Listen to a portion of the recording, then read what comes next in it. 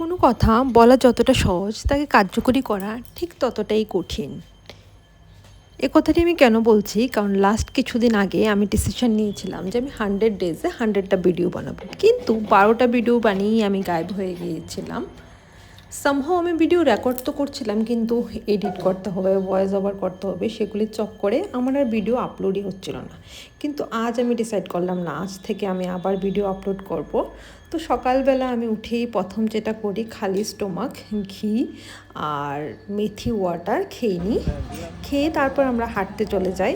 হেঁটে এসে জলদি করে আমি আমার ব্যাগটা গুছিয়ে নিই, কারণ মনে হয় যেন ব্যাগটা গুছানো থাকলে, ব্যাডটা না ঠিক, ঘরটা গুছগাছ থাকলে আমার মাইন্ডটাও একটু গুছগাছ থাকে, একটু রিফ্রেশ ফিল হয়।